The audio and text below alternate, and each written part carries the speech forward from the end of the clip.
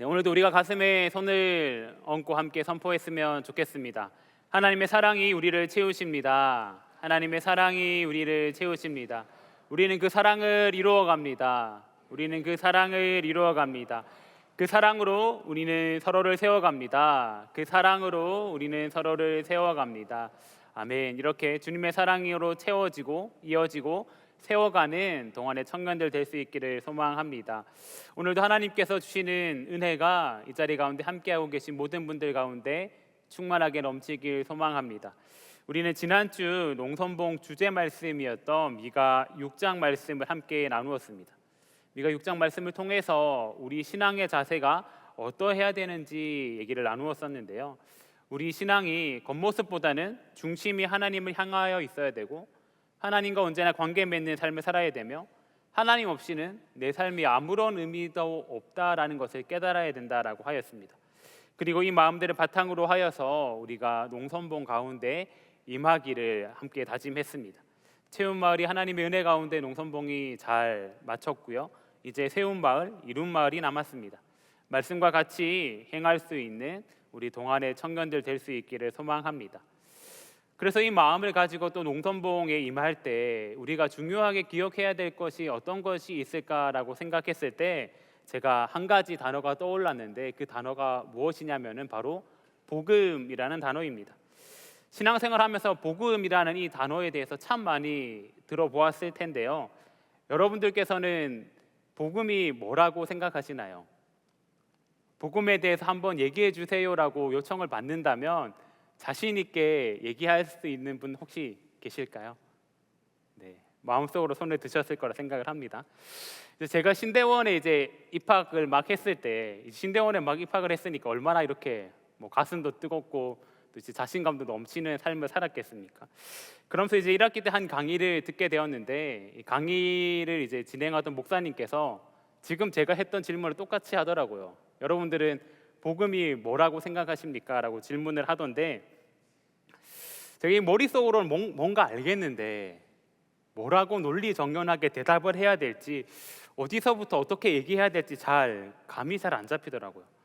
물론 한마디로 요약한다면은 복음은 하나님께서 예수 그리스도를 우리 가운데 보내주셔서 우리를 죄악 가운데에서 구원하여 주시고 하나님의 나라로 초대한 사건을, 기쁜 소식을 복음이라고 합니다라고 이렇게 한마디로 요약할 수 있겠지만, 당시 그 강의가 10강으로 구성된 강의였거든요. 복음에 대해서 10강으로 이제 강의를 진행하게 되는데, 이렇게 10강이나 얘기할 정도로 복음에 대해서 많이 이야기할 수 있을까라는 의문이 들기도 하더라고요. 아마 여러분들께서도 어떻게 그렇게 많은 시간 동안 복음에 대해서 이야기할 수 있을까라고 의문이 들 수 있을 것 같습니다.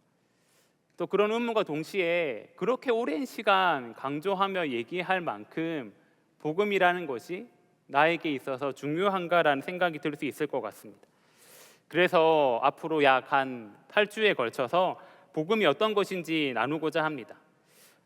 왜 이렇게 복음에 대해서 제가 강조하며 또 8번이나 되는 설교를 통하여서 이야기하고자 하니, 복음이 단순하게 예수님을 모르는 사람들에게 예수님이 어떤 분입니다 라고 소개하는 것을 넘어서서 복음은 우리 신앙의 가장 핵심이 되는 것이기 때문입니다. 우리 신앙의 기초가 되고 우리 신앙이 어떤 것인지를 설명하는 것이 복음이기 때문에 그만큼 우리가 중요하게 기억해야 되고 다루어야 합니다. 우리는 복음으로 말미암아 구원과 하나님의 능력을 경험할 수 있습니다. 로마서 1장 16절은 이렇게 기록합니다. 내가 복음을 부끄러워하지 아니하노니 이 복음은 모든 믿는 자에게 구원을 주시는 하나님의 능력이 됨이라 기록하고 있습니다. 또한 복음은 우리로 하여금 우리가 속할 곳이 어딘지 알려줍니다.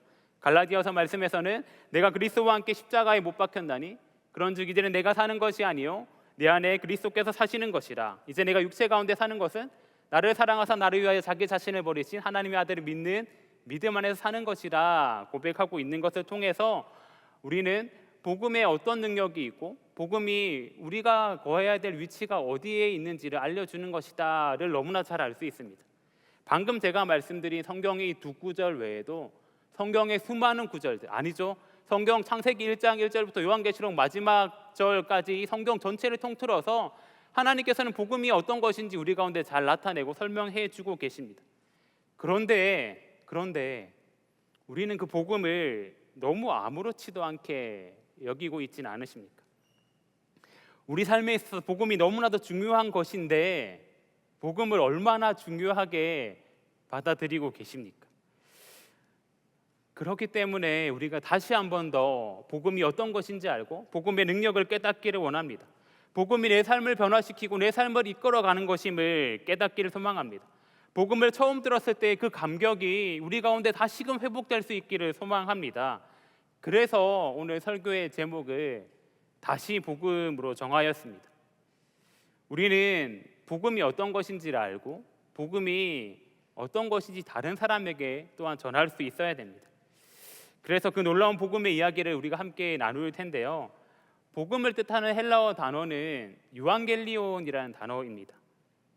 좋은, 기쁨을 뜻하는 유와 소식을 뜻하는 앙겔리온이 합쳐서 그냥 말 그대로 기쁜 소식이다라는 이 단어입니다. 사실 이 유앙겔리온이라는 단어는 성경에서 처음 사용된 것이 아니라 정치적으로 사용되었던 단어 중 하나였습니다. 왕의 즉위나 혹은 전쟁의 승리 소식을 전할 때 이 소식이 백성과 그 나라 가운데 기쁜 소식이었기 때문에 이런 소식들을 가리켜 유앙겔리온이라고 표현하였습니다. 그런데 이 유앙겔리온이라는 단어가 성경에서 사용되고 있고 오늘 우리가 함께 나눈 말씀인 이제 마가복음 1장 15절 그 이전에 마가복음을 시작하는 1장 1절에서부터 시작되고 있습니다. 이렇게 기록하고 있는데요. 하나님의 아들 예수 그리스도의 복음의 시작이라. 아멘. 한글 성경에선 이렇게 기록되고 있지만 원어 성경을 살펴본다면은 사실은 이 순서가 바뀌어져 있어요. 그래서 복음의 시작, 하나님의 아들 예수 그리스도가 이제 원어를 그대로 번역한 것이다라고 할 수 있는데 마가복음 말씀을 시작하면서 내가 이제 앞으로 복음에 대해 얘기하겠다라고 선언하면서 시작하는 것이죠. 그러면서 하나님의 아들 예수 그리스도가 그 복음이다라고 얘기하고 있는 것입니다. 그렇다는 것은 앞에 우리 정치적으로 사용되었던 유앙겔리온이라는 단어와 연결지어 생각해 본다면 하나님의 아들 예수 그리스도가 우리 가운데 왕으로 즉위한다라는 것을 의미합니다. 즉 예수님께서 왕이 되시고 내 삶을 이끌어간다는 소식이 바로 복음이다라는 것입니다. 우리가 오늘 함께 읽은 말씀에서도 복음에 대해서 구체적으로 설명하고 있습니다. 마가복음 1장 15절은 세례 요한에게 예수님께서 세례를 받으시고 마귀의 시험을 다 받으신 예수님께서 본격적으로 활동하시기 이전에 예수님을 찾아온 무리들을 향하여서 말씀을 전하고 있는 이 장면을 담고 있는데요. 심지어는 예수님과 함께할 제자들을 부르시기 이전이었습니다. 그런데 이때 하나님께서 예수님께서 예수님을 찾아온 무리들을 향하여서 첫 설교를 하시는데 이렇게 말씀하고 계시죠. 우리 마가복음 1장 15절을 다시 한번 한 목소리로 봉독해 보겠습니다. 시작. 이르시되 때가 찼고 하나님의 나라가 가까이 왔으니 회개하고 복음을 믿으라 하시더라. 아멘.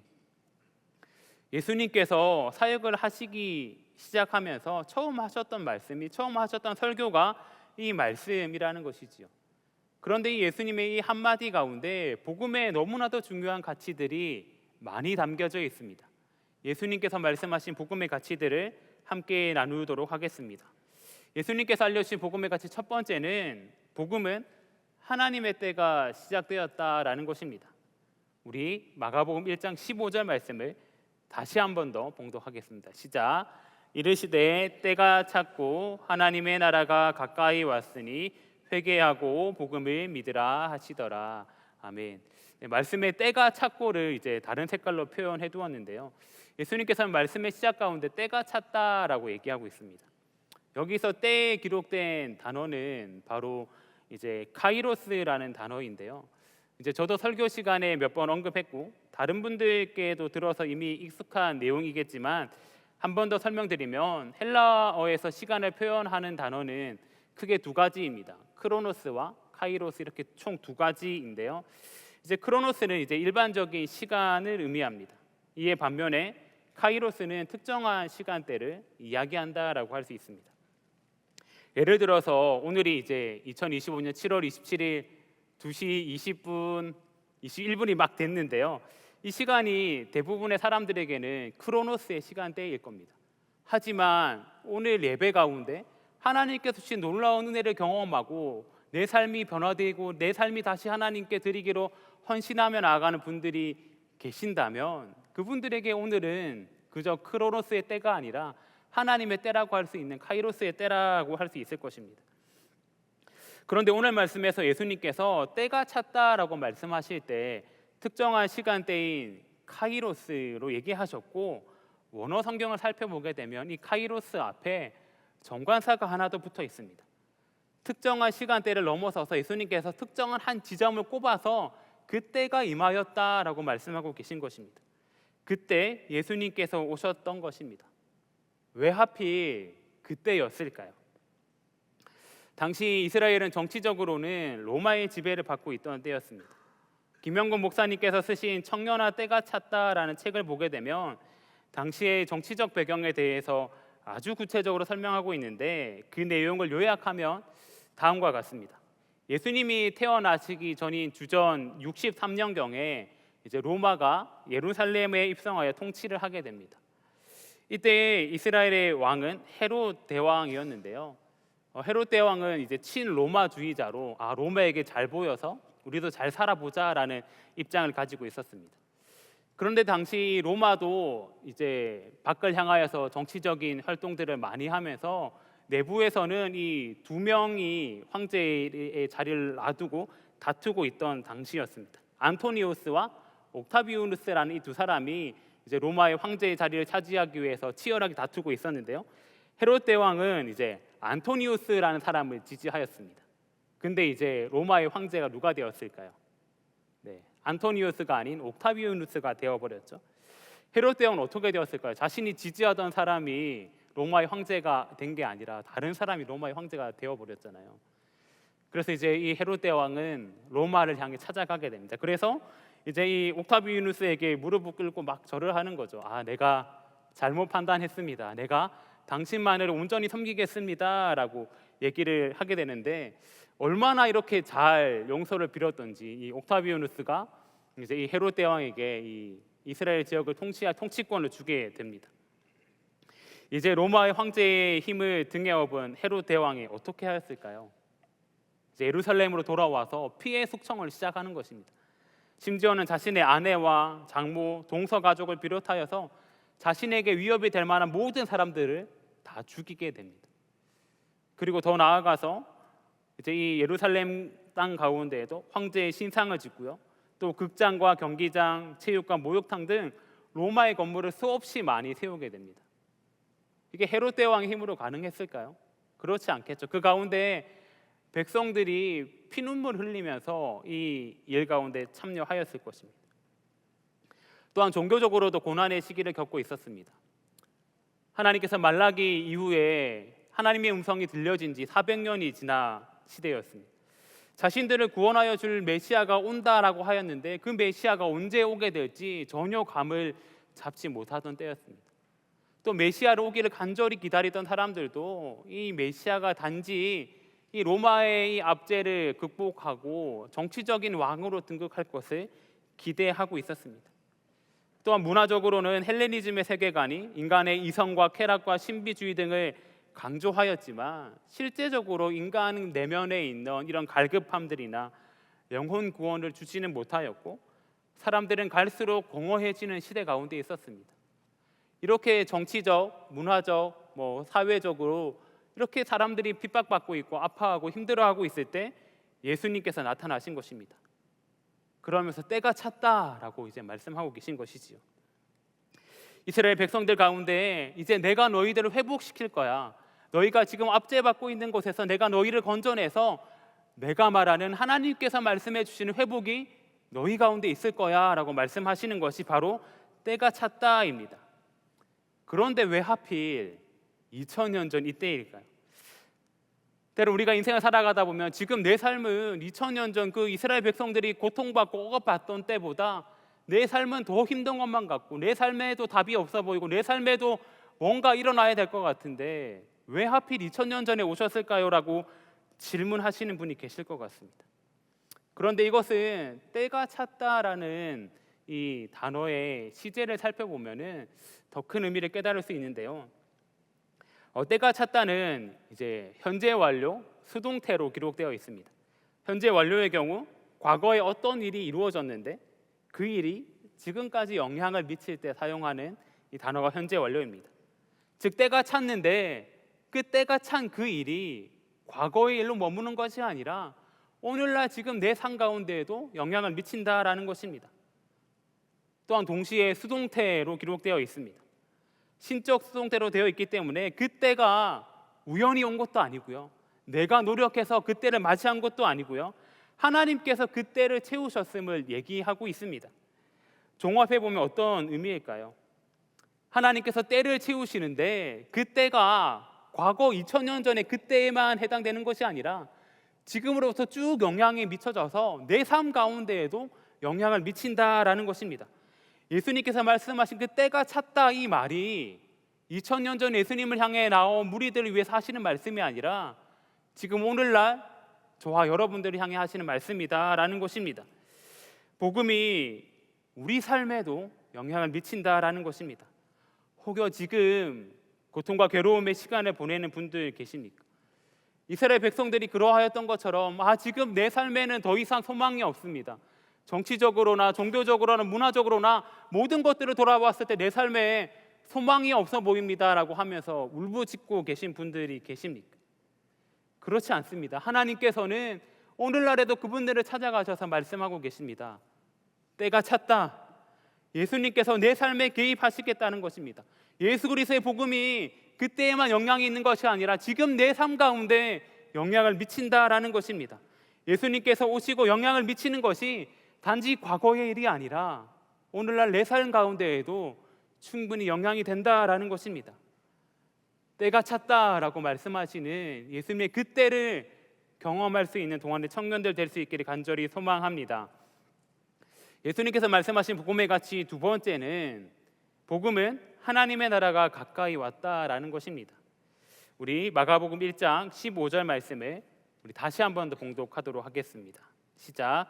이르시되 때가 찼고 하나님의 나라가 가까이 왔으니 회개하고 복음을 믿으라 하시더라.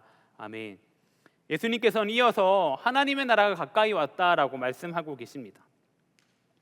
많은 신학자들이 하나님의 나라라는 이 단어가 예수님 사역의 핵심 메시지이다라고 얘기하곤 합니다. 예수님께서도 공생의 기간 동안 수없이 하나님의 나라에 대해서 많이 얘기하셨습니다. 그렇다면 하나님의 나라가 어떤 것일까요? 우리가 학창 시절을 생각해 보면 사회 시간에 이 나라의 3요소를 배우셨을 텐데 혹시 기억하시나요? 네, 통치자, 백성, 영토, 이 세 개가 다 있어야지 나라, 국가라고 할 수 있다라고 얘기하죠. 이 개념이 하나님의 나라에도 동일하게 적용됩니다. 통치자, 어떤 걸 의미할까요? 우리를 다스리시는 분이 분명히 계시다는 것입니다. 하나님께서 우리 삶을 통치하고 계시고 우리 삶을 이끌어가고 계신다라고 고백해야지 하나님 나라라고 할 수 있습니다. 두 번째, 백성, 하나님의 통치를 받는 백성들이겠죠. 예수 그리스도를 주로 고백하면서 하나님의 통치를 받겠다라고 다짐하는 하나님 나라의 백성들이 있어야지 하나님 나라라고 할 수 있습니다. 세 번째는 영토입니다. 영토. 하나님 나라에서 말하는 영토는 우리가 흔히 보이는 눈에 보이는 땅만을 얘기하는 것이 아니라 하나님의 통치가 임하는 모든 영역을 하나님의 영토라고 할 수 있습니다. 즉 하나님의 통치가 우리 삶의 구체적인 부분까지 영향을 미친다면 그 우리 삶의 그 부분들 또한 하나님의 영토라고 할 수 있다는 것이죠. 이렇게 통치자, 백성, 영토를 종합하여 본다면 예수님께서 말씀하신 하나님의 나라는 예수님을 주로 고백하는 우리 삶 가운데 하나님의 통치가 임한다라는 것입니다. 그렇다면 이렇게 하나님의 나라 가운데 거할 수 있는 사람들이 어떤 사람들일까요? 이렇게 백성들이 이제 예수 그리스도를 주로 고백하는 사람들이 백성들이라고 했는데 어떤 조건을 가져야지만 그렇게 예수님을 주로 고백하고 예수님을 따라갈 수 있을까요? 오늘 예수님께서 하신 말씀에 이어져서 나오는 16절에서 20절 말씀에서는 이제 예수님께서 제자들을 이렇게 부르시는 장면이 등장합니다. 근데 예수님께서 부르시는 이 제자들을 살펴보면 갈릴리 지역의 어부들입니다. 오늘날로 이야기한다면 예수님께서 지방으로 내려가셔서 당시에 주목받던 사람들이 아닌 별로 주목받지 못하던 사람들을 제자로 부르셨다라는 것입니다. 이것을 볼 때에 하나님 나라에 거하는 백성, 예수 그리스도를 주로 고백하는 그 사람들은 어떤 특정한 조건이나 자격이 있어야 되는 것이 아님을 알 수 있습니다. 인간의 기준으로 보기에는 별 볼일 없는 사람이라 할지라도 예수님의 부르신 가운데 응답하는 사람들이라고 한다면, 예수님의 그 부르신 가운데 응답하게만 한다면 하나님 나라 안에서 살면서 하나님 나라의 백성답게 살아갈 수 있다라는 것입니다.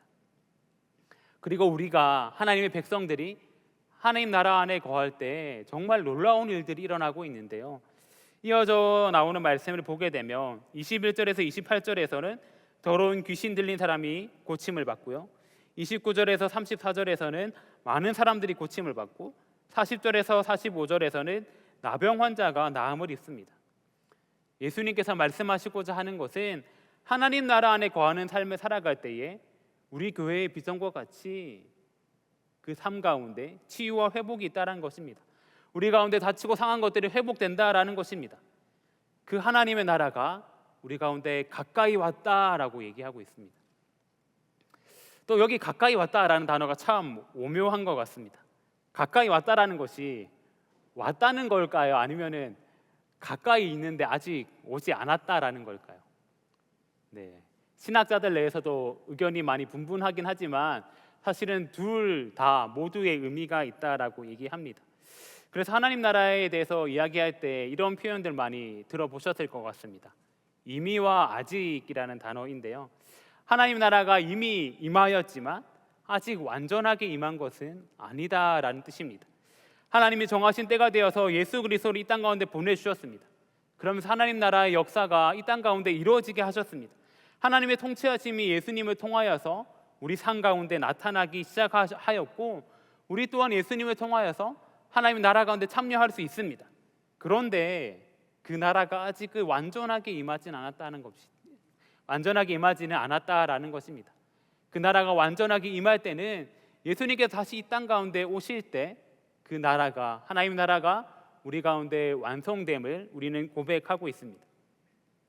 그런데 그 소망, 우리가 하나님 나라가 이미 왔고 또다시 예수님께서 임재하실 때 완성될 것을 기대하며 나아간다면은 우리 삶 가운데 이미 임한 하나님 나라를 경험하면서 다시금 완전하게 임할 하나님 나라를 경험하며 소망할 수 있습니다. 그러면 우리 삶에 어떠한 고난과 힘든 일이 찾아온다 할지라도 하나님 나라가 다시 올 것을 기대하기 때문에 하나님 나라를 향한 소망 가운데 살아갈 수 있는 것이죠. 소망의 바다가 부른 하늘 소망이라는 찬양을 보면 이런 가사가 있습니다. 나 지금은 비록 땅을 버타며 살지라도 내 영혼 저 하늘을 디디며 사네. 내 주님 계신 눈물 없는 곳 저 하늘에 숨겨둔 내 소망이 있네. 주님 그 나라에 이를 때까지 순례의 걸음 멈추지 않으며 어떤 시련이 와도 나 두렵지 않네. 주와 함께 걷는 이 길에. 아멘. 하나님의 나라가 가까이 왔음을 고백하는 삶은 하나님 나라가 다시 올 것을 기다리는 그 소망이 있고요, 그 소망이 있기 때문에 우리 가운데 어떠한 일이 찾아온다 할지라도 두렵지 않다라는 것입니다. 이 고백이 여러분들의 고백 또한 될 수 있기를 소망합니다. 그렇다면 우리는 한 가지 선택을 해야 할 것입니다. 어떤 걸까요? 가까이 왔고 이미 임한 하나님 나라 가운데 살아갈 것인가, 아니면은 여전히 세상 가운데 살아갈 것인가 선택해야 합니다. 두 가지 나라에 모두 거하는 삶은 없습니다. 하나를 선택해야 되는데요, 그 하나를 선택할 때에 하나님 나라에 사는 삶을 선택하셔서 하나님께서 주시는 치유와 회복을 경험하며 하나님의 통치를 경험하며 살아갈 수 있기를 소망합니다. 그렇게 나아갈 때에 하나님께서 여러분의 삶 구석구석 가운데 함께 하심을 누릴 수 있을 것입니다. 또한 우리가 그 통치를 누리기 위해서 예수님께서 알려주신 복음의 가치 세 번째로, 복음은 우리로 하여금 회개하고 믿게 한다는 것을 알아야 됩니다. 마가복음 1장 15절 말씀을 우리 다시 한번 봉독하겠습니다. 시작. 이르시되 때가 찼고 하나님의 나라가 가까이 왔으니 회개하고 복음을 믿으라 하시더라. 아멘. 네, 한 말씀을 계속 읽어서 그런지 갈수록 따라하시는 분이 적은 것 같은데 우리 다시 한 번 더 해볼까요? 마가복음 1장 15절 말씀 시작. 이르시되 때가 찼고 하나님의 나라가 가까이 왔으니 회개하고 복음을 믿으라 하시더라. 아멘. 네, 오늘 설교 중에만 우리가 5번 함께 이제 봉독했는데 아마 머릿속에 잘 기억될 것 같습니다. 예수님께서는 하나님 나라가 가까이 온 것에 대한 이 반응으로 먼저 회개할 것을 말씀하여 주고 계십니다. 우리는 흔히 우리가 죄를 지었을 때, 하나님 앞에서 범죄하였을 때 회개해야 된다라고 생각을 합니다. 그런데 이 말이 틀렸다라고는 할 수 없지만 정답이다라고는 할 수 없을 것 같습니다. 우리가 회개해야 되는 이유는 우리가 죄를 지었기 때문이 아니라 예수님께서 말씀하여 주셨던 것과 같이 때가 찼고 하나님의 나라가 가까이 왔기 때문에 회개해야 하는 것입니다. 하나님께서 말씀하신, 예수님께서 말씀하신 그 때가 임하였고 하나님의 나라가 가까이 오게 되었습니다. 그렇기 때문에 회개할 수 있는 것입니다. 이전엔 우리가 회개한다 할지라도 어디로 가야 될지 몰라서 여전히 방황하던 상태였습니다. 그런데 이제 우리는 우리 가운데 하나님의 나라가 이미 왔음을 알고 있습니다. 그렇기 때문에 회개할 수 있다라는 것이지요. 즉 회개는 내가 잘못해서 하나님 앞에 내 죄를 고백하며 눈물 흘리는 것이 아니라, 물론 이것도 맞지만 더 나아간다면 하나님을 향한 우리 삶의 방향 전환이다라고 할 수 있습니다. 회개를 한자로 보게 된다면 돌이켜 고치다라는 뜻이 있는 것과 같이 내 삶의 방향을 하나님을 향하여 돌린다라는 것이 회개라는 것입니다. 다시는 세상을 향해 돌아가지 않게끔 계속해서 내 삶의 방향이 하나님을 바라볼 수 있게 하는 것이 회개인 것입니다. 그런데 우리가 이 땅을 살아가다 보면 정말 세상에 수없이 많은 가치들과 소리들을 듣곤 합니다. 그리고 세상이 우리를 향하여서 나 좀 바라봐 라고 외치는 것만 같습니다. 그렇기 때문에 회개는 내가 단순히 하나님 앞에 범죄하였을 때, 하나님 앞에 잘못하였을 때만, 기도회 때만 눈물 흘리면서 하는 것이 회개가 아니라 우리 평생의 삶 가운데에서 지속되어야 되는 것이 회개입니다. 매일의 삶 가운데에서 말씀 보면서, 매일의 삶 가운데에서 기도하면서, 매일의 삶 가운데서 찬양 부르면서 내 삶의 방향이 하나님을 향해 온전히 바라보도록 하는 것이 진정으로 얘기하고 있는 회개다라는 것입니다. 여러분들의 삶의 방향이 온전히 하나님만 바라고 평생의 삶 가운데에서 하나님 향하여 우리 삶의 방향을 온전히 고정할 수 있기를 간절히 소망합니다. 또한 우리가 해야 될 것은 믿는 것입니다. 우리가 신앙생활을 하다 보면 때때로 이 믿음에 대해서 오해하곤 합니다. 한국교회가 한창 부흥할 때에 기복주의 신앙이 너무나도 강화해서 뭔가 하나님을 복 주시는 분 정도로만 생각해서 믿음이 좋으면 하나님께서 주시는 복을 받고 물질도 많아지고 잘 나가고 할 거야 라고 얘기했는데, 이것은 믿음에 대한 온전한 이해가 아닙니다. 그런데 믿음은 어떤 것이냐라고 한다면은 하나님께서 하신 일에 대한 우리의 반응, 우리의 응답이 믿음이다라고 할 수 있습니다. 오늘 말씀과 연결하여 본다면 앞서 나온 때가 찼고 하나님의 나라가 가까이 온 것을 믿으면서 내 삶의 통치권이 하나님께 있음을 고백하는 것이 믿음이다라고 할 수 있습니다. 그 믿음을 가지고 살아갈 수 있게 소망합니다. 앞서 나온 것을 한번 정리해 볼까요? 하나님께서는 하나님의 때가 찼을 때 예수 그리스도를 이 땅 가운데 보내주셔서 하나님의 나라를 시작하게끔 하셨습니다. 하나님 없이 신음하던 그 백성들을 그냥 버려두지 않으시고 예수님께서 이 땅 가운데 개입하셔서 하나님께서 우리 삶의 통치자가 되셨습니다. 하나님께서, 예수님께서 내 삶 가운데 왔다라는 사실을 기억하는 것이 너무나도 중요합니다. 이것을 잘 표현하는 예시가 있어 소개하고자 하는데요.